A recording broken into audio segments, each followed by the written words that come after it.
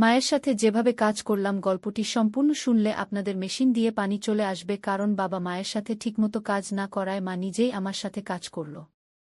বন্ধুরা, গল্পটি শোনার আগে অবশ্যই আপনারা কানে হেডফোন লাগিয়ে নিবেন এবং হাতের কাজ করার আগে অবশ্যই হাতের কাছে টিস্যু রাখবেন। আমার নাম সন্দীপ। আমি মধ্যপ্রদেশের একটি ছোট শহরে বাস করি। সেখানেই আমি এবং আমার পরিবার থাকি। কোনো অভাব নেই, বাবা প্রচুর উপার্জন করেন এবং আমি কলেজে পড়ি। আজ আমি আপনাদের আমার জীবনে ঘটে যাওয়া একটি আকস্মিক ঘটনার গল্প শোনাতে যাচ্ছি।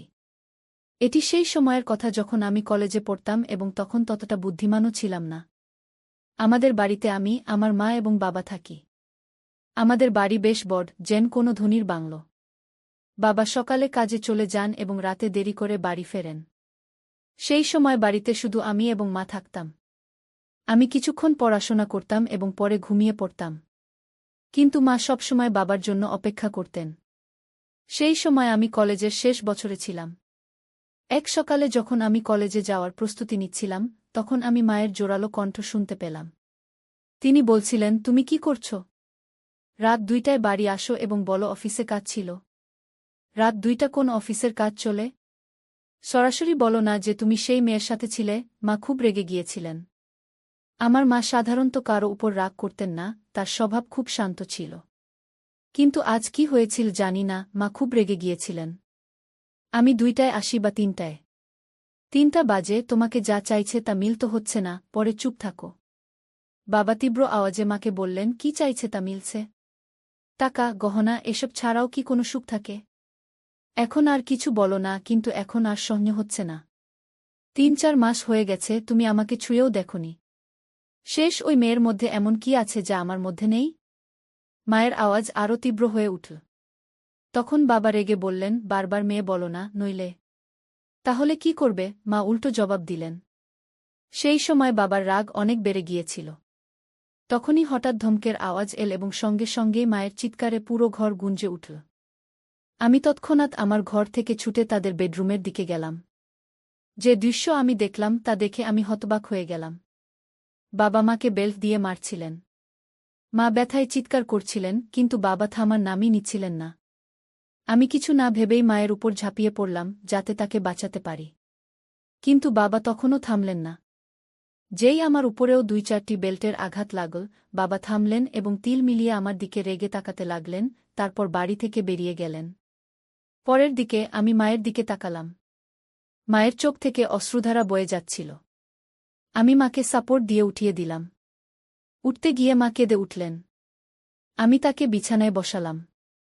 তখন পর্যন্ত তার হাত ও পিঠে লাল দাগ পড়ে গিয়েছিল। এ দেখে আমার বাবার উপর প্রচণ্ড রাগ উঠল। কোনো মানুষ এত নিষ্ঠুর কি করে হতে পারে? কেউ নিজের স্ত্রীকেও এভাবে মারতে পারে? তখন আমি দ্রুত রান্নাঘরে গেলাম। একটি বাটিতে তেল ও হলুদ মিশিয়ে মায়ের কাছে নিয়ে এলাম। মায়ের পিঠে 2-4টি বেল্টের আঘাতের ব্যথা অনুভব হচ্ছিল। মা ফুপিয়ে ফুপিয়ে কাঁদছিলেন। এরপর আমি মায়ের হাত ও পিঠে তেল হলুদের মিশ্রণ লাগানো শুরু করলাম, যেখানে তাকে মারা হয়েছিল। কিছু জায়গায় হালকা রক্ত বের হয়েছিল। মিশ্রণ লাগানোর পর আমি বাটিটি একপাশে রেখে মায়ের পাশে বসে পড়লাম। মা আমাকে দেখে তৎক্ষণাৎ আমাকে জড়িয়ে ধরে কাঁদতে লাগলেন। পরে তিনি আমার গলায় মুখ লুকিয়ে জোরে জোরে কাঁদতে লাগলেন। মায়ের অশ্রুতে আমার কাঁধ ভিজে গেল। আমি তার পিঠে হাত বুলিয়ে তাকে শান্ত করার চেষ্টা করছিলাম। আমরা দুজন অনেকক্ষণ ধরে এভাবেই একে অপরের বাহুতে ছিলাম। তখনই মায়ের হাত যখন আমার পিঠের দাগগুলো স্পর্শ করল, তীব্র ব্যথার ঢেউ উঠল এবং আমি কেঁদে উঠলাম। মা যেই এটা বুঝতে পারলেন, তিনি তৎক্ষণাৎ আমার থেকে সরে গেলেন। পরে মা আমার শার্ট উপরে তুলে সেই বাটি থেকে তেল হলুদের মিশ্রণ ধীরে ধীরে আমার পিঠে লাগাতে লাগলেন। লাগানোর সময়ও তিনি ফুপিয়ে ফুপিয়ে কাঁদছিলেন। তুই কেন আমার জন্য মাঝখানে এলি? অকারণে তোরও মার খেতে হলো, মা এমন বললেন। তখন আমি তাকে বললাম, মা, তোমার জন্য যদি আমার প্রাণও চলে যেত, তবু আমার কোনো দুঃখ হতো না। কিন্তু তিনি তোমাকে মারলেন। যখন আমি এ কথা বললাম, তখন মা আমার দিকে তাকিয়ে বললেন, তোকে বলব কি না ভাবছি। ছেড়ে দে, এখন তোকে এসব জানা উচিত। গত 2 বছর ধরে তোমার বাবা একটি মেয়ের পেছনে ঘুরছে। রাতে দেরি করে আসে এবং আমার জন্য যেন কোনো অস্তিত্বই নেই তার কাছে। আর আমাকে এ কথা বলতে লজ্জাও হচ্ছে যে গত কয়েক মাস ধরে সে আমাকে ছুঁয়েও দেখেনি। কয়েকবার মনে হয়েছে আমি নিজের প্রাণ দিয়ে দিই। কিন্তু আমার পরে তোর কি হবে এ ভেবে আমি এমন পদক্ষেপ নিইনি। কিন্তু সত্যি এখন এই জীবন থেকে ক্লান্ত হয়ে পড়েছি। এখন আমি ঠিক করেছি একই ঘরে থাকব, কিন্তু তার সাথে কোনো সম্পর্ক রাখব না। মায়ের এ কথা শুনে আমি ভাবনায় পড়ে গেলাম। এত সুন্দর, সুশিক্ষিত ও বুদ্ধিমান মা হওয়ার সত্ত্বেও বাবা কি করে অন্য নারীর পেছনে ঘুরছে। মনে মনে আমি বাবার এই কাজকে দোষী সাব্যস্ত করলাম। মা সত্যিই খুব সুন্দর ছিলেন। সুন্দর চেহারা, নাজুক বডি, স্লিম ফিগার, 5 ফুট উচ্চতা, ফর্সা রং, তিনি যেন কোনো ছবিতে আঁকা দেবীর মতো দেখাতেন। তবুও বাবা কেন তার সৌন্দর্য দেখতে পাচ্ছিলেন না? সেই দিনের পর থেকে মা বাবার সাথে কথা বলা বন্ধ করে দিলেন। তিনি আমার ঘরে আমার পাশেই ঘুমাতে লাগলেন। বাবা মাসে বাড়ির সব জিনিসপত্র ভরিয়ে দিতেন এবং টিভির পাশের ড্রয়ারে 5,000 টাকা রেখে যেতেন। এখন তো বাবা বাড়িতে খেতেও আসতেন না। তিনি সেই মেয়ের বাড়ি থেকেই খেয়ে আসতেন এবং কখনো কখনো বাড়িতেও আসতেন না। ধীরে ধীরে এভাবে আরও 3 বছর কেটে গেল। তখন আমি কলেজের পড়াশোনা শেষ করেছি এবং একটি আইটি কোম্পানিতে কাজ শুরু করেছিলাম। আর এখন আমি 24 বছর বয়সী হয়ে গিয়েছিলাম। নিয়মিত ব্যায়াম ও ভালো খাদ্যাভ্যাসের কারণে আমার স্বাস্থ্যও ভালো হয়ে গিয়েছিল। এখন তো বাবা মাসে 2-3 বারই বাড়ি আসতেন। আমার সঙ্গে খুব কম কথা বলতেন। যদিও মা এখন সেই আঘাত থেকে উঠে এসেছিলেন, কিন্তু তার চেহারায় সবসময় একটা বিষাদ ছেয়ে থাকত। আমি তাকে কখনো হাসতে দেখিনি। আমি আগে কখনো এমন দেখিনি, এটা দেখে আমার খুব খারাপ লাগত।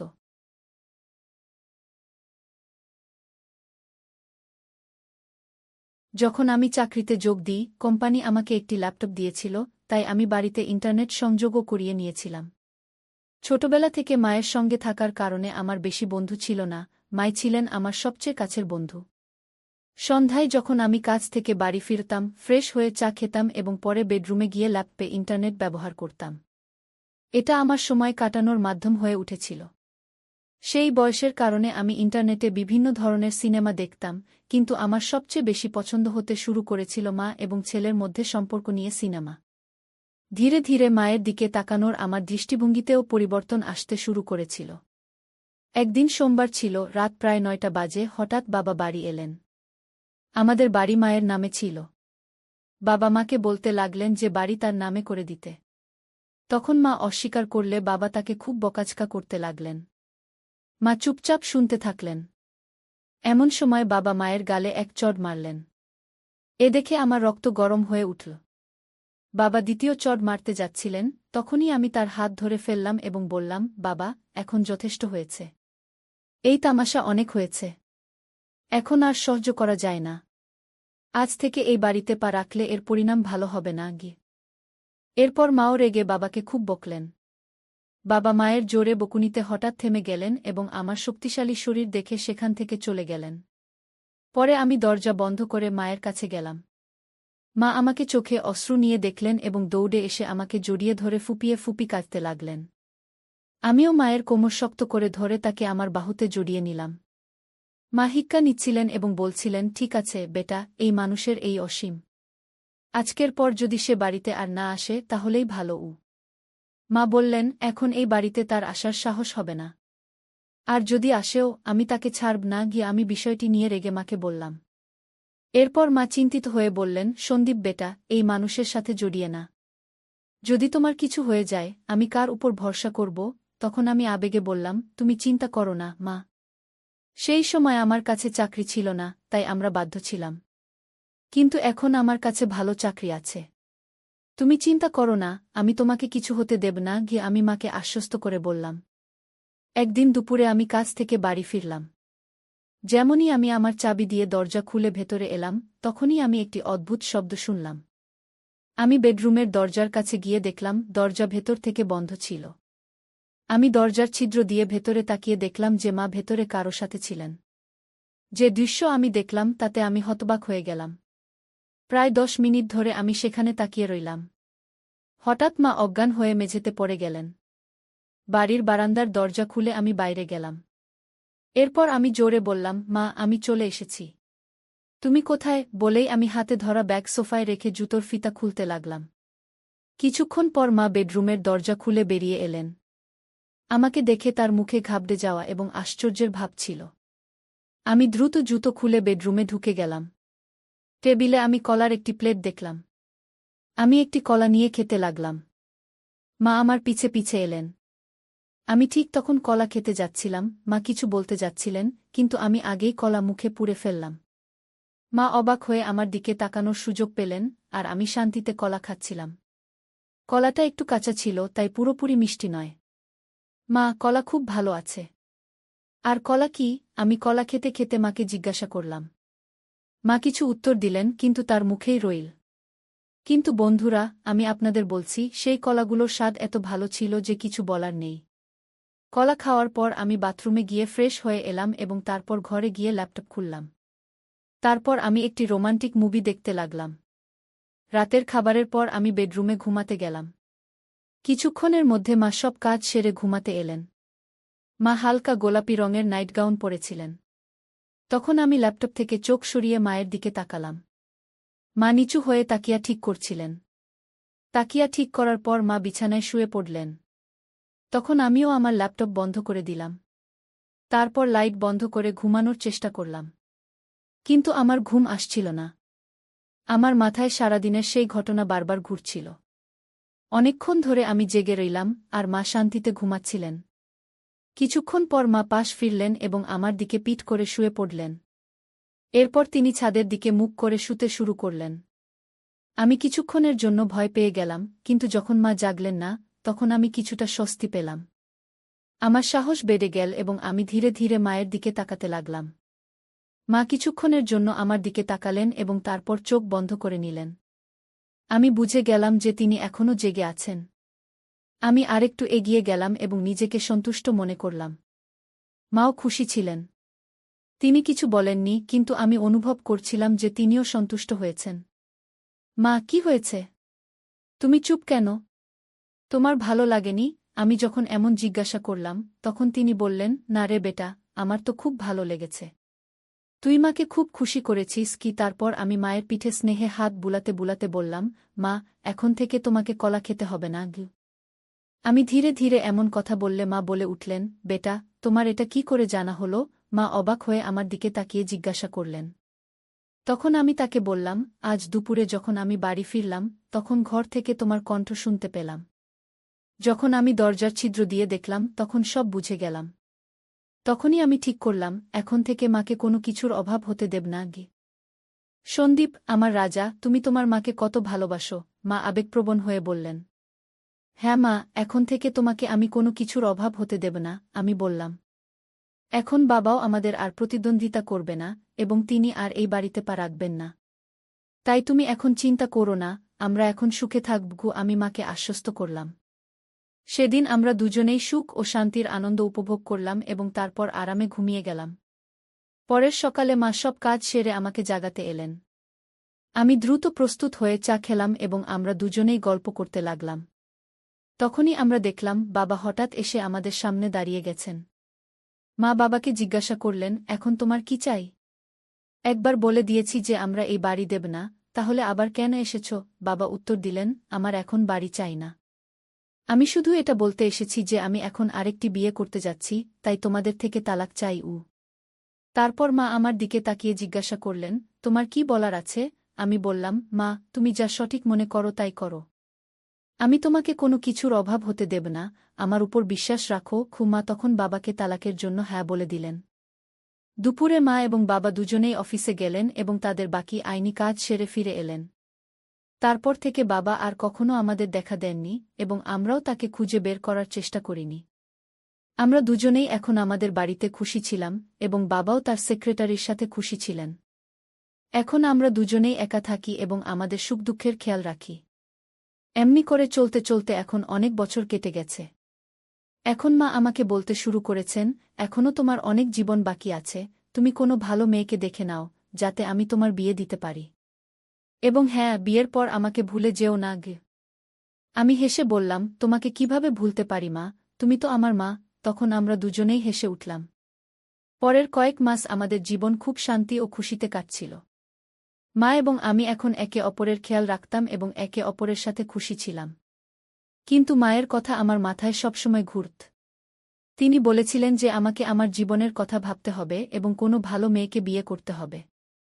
আমি এ বিষয়ে গভীরভাবে ভাবা শুরু করলাম এবং একদিন মায়ের সাথে খোলামেলা কথা বললাম। মা, তুমি ঠিক বলেছিলে। এখন সময় এসেছে যে আমি আমার জীবনের পরবর্তী পর্যায়ে এগিয়ে যাই। আমার মনে হয় এখন আমিও কারো সাথে আমার জীবন কাটানোর প্রয়োজন আছে। মা আমার মুখের দিকে তাকিয়ে মৃদু হাসলেন। এরপর তিনি বললেন, একদম ঠিক বলেছ বেটা, আমি সবসময় চেয়েছি তুমি তোমার জীবনকে খুশি ও ভালোবাসায় ভরে তুলবে। আমি তোমার জন্য খুব খুশি গু। এরপর মা আমার জন্য মেয়ে দেখা শুরু করলেন। কয়েক দিনের মধ্যেই মা একটি ভালো সম্পর্ক পেয়ে গেলেন। মেয়েটির নাম ছিল প্রিয়া। প্রিয়া খুব বুদ্ধিমান ও সংস্কৃতিবান মেয়ে ছিল। যখন আমি প্রথমবার তার সাথে দেখা করলাম, তখন আমার মনে হল যেন আমার জীবনের সেই শূন্যতা পূর্ণ হয়ে গেল। প্রিয়া এবং আমি খুব শীঘ্রই বিয়ের বন্ধনে আবদ্ধ হলাম। বিয়ের পর আমাদের বাড়ি আরও সুখের হয়ে উঠল। মা, প্রিয়া এবং আমি একটি পরিবারের মতো থাকতে শুরু করলাম।